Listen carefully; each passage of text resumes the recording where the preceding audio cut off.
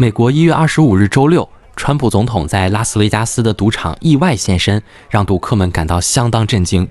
根据现场画面，川普漫步于赌场内，身边还有保全随行。当他经过老虎机时，现场的人群开始高喊 USA USA USA， 气氛热烈非常。而川普也与几位热情的赌客互动，展现亲民的一面。有意思的是，川普还很自然地走到一张赌桌前，对一位玩家说：“掷骰子吧。”不过，当记者们向川普提问时，一位掷骰子的玩家则对媒体表达了不满，怒斥道：“我正在掷骰子呢。”而川普则对另一位赌客说：“你做得很好。”随后便离开了赌场。与此同时，参议院当天则投票确认了南达科他州州长克里斯蒂诺姆担任国土安全部部长。据悉，此次投票结果为59票赞成，34票反对。所有在场的共和党参议员均投下赞成票，另外还有7位民主党参议员投票支持了他的任命。而这也使得诺姆成为第4位获得参议院确认的川普新内阁提名人。此前获得确认的还包括国务卿马可鲁比奥、中央情报局局长约翰拉特克利夫和国防部长皮特赫格塞斯。 The yeas are 59, the nays are 34. The nomination is confirmed. President. The majority leader. Mr. President, I ask unanimous consent that with respect to the Noem nomination, the motion to reconsider be considered made and laid upon the table, and the President be immediately notified of the Senate's action. Further, that the mandatory quorum call with respect to the Bessent nomination be waived. Is there objection? Without objection. The clerk will report the motion to invoke cloture. 未来确保边界安全和打击非法移民将会是诺姆的主要优先事项。预计他将实施部署军队、重新启动边境墙的建设，以及终止拜登时期的假释计划等强硬的边境政策。此外，今天皮特·赫格塞斯也宣誓就任了美国第29任国防部长，正式加入了川普总统的内阁。不过，赫格塞斯取得这一结果可不容易。昨天深夜，参议院进行了一场戏剧性的投票，3位共和党参议员跑票，导致出现50比50的平局情况。最终，副总统兼参议院议长 J.D. 范斯投出了打破僵局的一票，赫格塞斯也因此惊险成为了五角大厦的领导者。而今天在艾森豪威尔行政办公室大楼的简短发言中，赫格塞斯则阐述了他的领导原则：恢复战士精神，重建我们的军队，并重新建立威慑力。 Kids, come on up.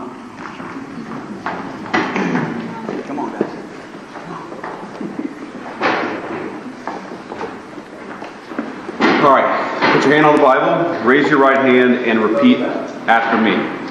I, Pete Hegseth. I, Pete Hegseth. Do solemnly swear. Do solemnly swear. That I will support and defend the Constitution of the United States. That I will support and defend the Constitution of the United States. Against all enemies, foreign and domestic. Against all enemies, foreign and domestic. That I will bear true faith and allegiance to the same. That I will bear true faith and allegiance to the same. That I take this obligation freely. That I take this obligation freely. Without any mental reservation or purpose of evasion. Without any mental reservation or purpose of evasion. And that I will well and faithfully discharge. And that I will well and faithfully discharge. The duties of the office on which I am about to enter. The duties of the office of which I am about to enter. So help you God? So help me God. Congratulations, Mr. Secretary.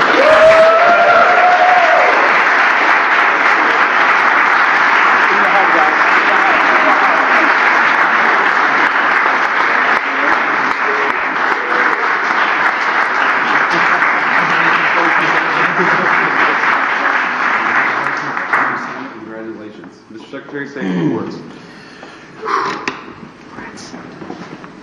All praise and glory to God. His will be done, and we're grateful to be here. And as I said in my hearing, it was Jesus and Jenny. I would not be here without you, sweetheart. Thank you so much. I want to thank the President of the United States, our Commander-in-Chief, Donald Trump. We could not have a better Commander-in-Chief than him. It is the honor of a lifetime, sir, to serve under you. We look forward to having the backs of our troops and having your back in executing peace through strength, in putting America first, and in rebuilding our military. Mr. Vice President, thank you for breaking the tie.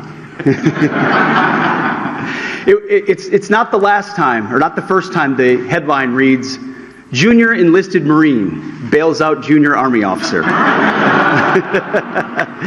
And, you know, some people were saying, well, 50-50, that's too tight. And Senator Mark Wayne Mullen was nice enough to take my kids up to the gallery to watch the actual moment that the Vice President sealed the deal. And they came running in, they said, Dad, instead of being sad about 50-50, 51-50, they said, Dad, you won in overtime.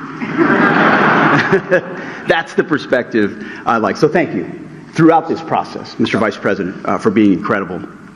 I also want to thank the chairman of the Senate Armed Services Committee. So many members of the Senate Armed Services Committee, we became fast friends in this process. The advice, the consent, the wisdom, the guidance. I look forward to working with all of you and other senators to ensure the Defense Department has what it needs, that our nation has what it needs, and that we're prepared to defend it in all moments.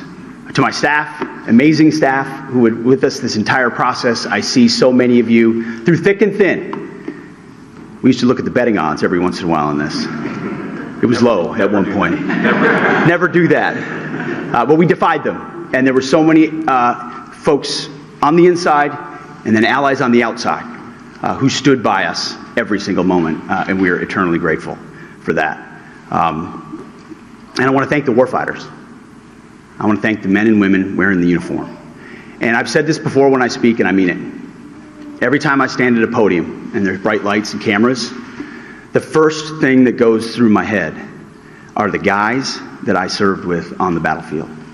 The men and the women who I lock shields with and put my life on the line with, who never get the spotlight, who never have the cameras, who people don't know what they did in dark and dangerous places. But I know. And at the Pentagon, we're going to remember and we're going to know. And we're going to think about those warriors with every single decision that we make. We will put America first. We will bring peace through strength. And the three principles I talked about are what we will bring to that Pentagon. Restore the warrior ethos in everything that we do. Rebuild our military. And reestablish deterrence. We don't want to fight wars. We want to deter them, as you said. And we want to end them responsibly. But if we need to fight them, we're going to bring overwhelming and decisive force to close with and destroy the enemy and bring our boys home.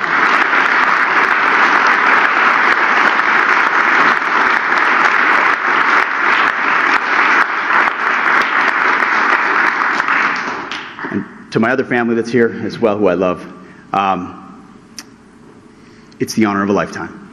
And I would be remiss if I didn't note one person in this room who doesn't expect to be recognized, but Captain Rougeau is here. He was my company commander on my first deployment in Guantanamo Bay. He was there on June 3rd, 2003, when I first swore in as a second lieutenant at Princeton University, and he swore me in. And I wanted to make sure he was here today with me as well. Thank you very much.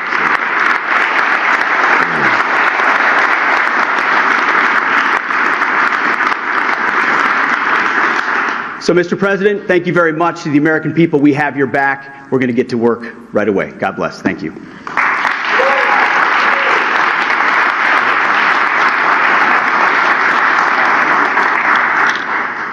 All right, I guess that's it. Any questions? Why should women in the armed service trust you? Guys, let me answer that for the new secretary. All people in our armed services should trust him because he looks out for them and he's going to fight for them. And he's going to make sure that we have the kind of military that we can all be proud in, that we can all be proud of, and that again, when we send it to do a job, we do it well, we do it quickly, and then we get the hell out. And that's what Secretary Hegseth is going to bring to the Department of Defense. Anything else? Are you worried about any other nominees coming really close to the line as we saw with Hegseth last time? You know, as I learned with the Buckeyes just a week ago, when you win the championship, you don't give a damn what the score was. We won the championship on this one. We've got a great Secretary of Defense. We're proud of him, and he's going to do a great job. Thank you all. Take care.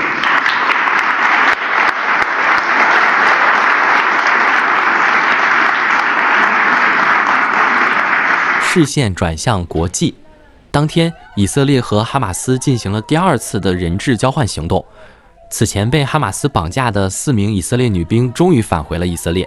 哈马斯武装分子在加沙市的数千名群众面前展示他们，这4名以色列女兵则在巴勒斯坦广场的舞台上微笑挥手，并做出大拇指的姿势。他们两侧则是持枪的蒙面武装分子。很明显，这些人质是在胁迫下行动的。之前被释放的其他人质就透露过，他们被拘留在恶劣的环境中，并被迫录制宣传影片。据悉，哈马斯是希望借此展现其在经历15个月的战争后仍然掌控加沙的局势。不过，最终这4名以色列女兵还是被交给了红十字会，并顺利抵达以色列。而另一方面，以色列方面则在这次脆弱的停火协议下释放了200名巴勒斯坦囚犯。以色列监狱署表示，这次释放的200名巴勒斯坦人中，包括121名因对以色列进行致命攻击而被判终身监禁的人，还有一些则是未经指控而被拘留的。